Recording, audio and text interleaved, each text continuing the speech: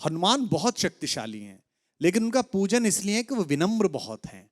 जब लक्ष्मण को मूर्छा आई और भगवान ने सोचा कि मेरा ये सबसे बड़ा संकट कौन हर सकता है। देखो भगवान सबके संकट हरते हैं, भगवान के जीवन पे संकट आया तो उन्होंने किसको पुकारा? उन्होंने हनुमान से कहा कि तुम जाओ और संजीवनी लेके आओ। तो जब आकाश में हनुमान चले तो सूरज निकला हुआ था। आकाश में तो सूरज होता ही है, दिन कभी डूबता नहीं है।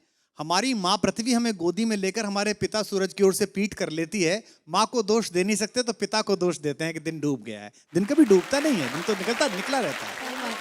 सूर्य कभी अस्त नहीं होता। कैलाश भैया ने गाया, क्या बात है, क्या बात, क्या कभी अंबर में। तो बेटा सूरज कभी डूबता नहीं है।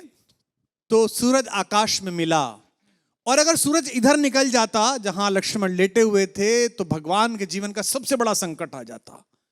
उनका भुजा जैसा भाई, जिसे वो अपनी भुजा कहते हैं दाहिनी, वो पृथ्वी छोड़ जाता। भगवान सहन न कर पाते तो इतना बड़ा काम करने गए, और कितने ताकतवर थे।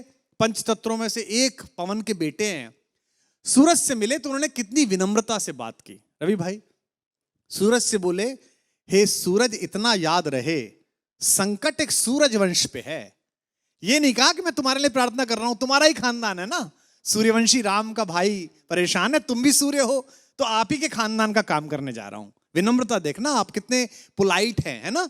ये सूरज इतना याद रहे संकट एक सूरज वंश पे है, लंका के नीच राहु द्वारा आघात दिनेश अंश पर है। मेरे आने से पहले यदि किरणों का चमत्कार होगा तो सूर्यवंश में सूर्यदेव निश्चित ही अंधकार होगा।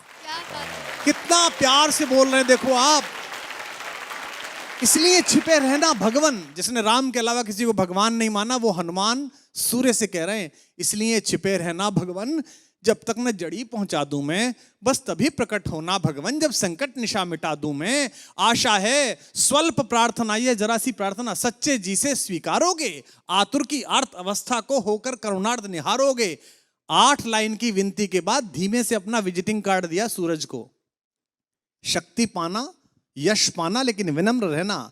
आशा है स्वल्प प्रार्थना ये सच्चे जी से स्वीकारोगे, आतुर की आर्त अवस्था को होकर करुणार्थ निहारोगे।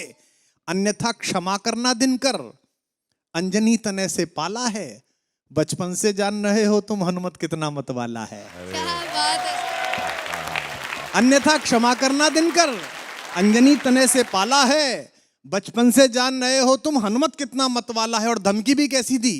ये जो रवि भैया खड़े हैं ना आपके बगल में, इनके इलाका जहां से शुरू होता है वह धमकी ऐसी दी जाती है कि इतना गोली मारेंगे कि खोखा बेच के करोड़पति हो जाइएगा। लेकिन हनुमान जी ने कैसी धमकी दी, कितनी विनम्रता से। ऐसा कोई नहीं बोलता, ऐसे बनना सब। आशा है स्वल्प, अन्यथा क्षमा करना दिनकर, अंजनी तने से पाला है, बचपन से जान रहे हो तुम हनुमत कितना मतवाला है। मुख में तुमको धर रखने का फिर वही क्रूर साधन होगा, बंदी मोचन तब होगा जब लक्ष्मण का दुख मोचन होगा। स्वर में स्वर भारत, शनिवार और रविवार सुबह 10 बजे ZTV और ZEE5 पर।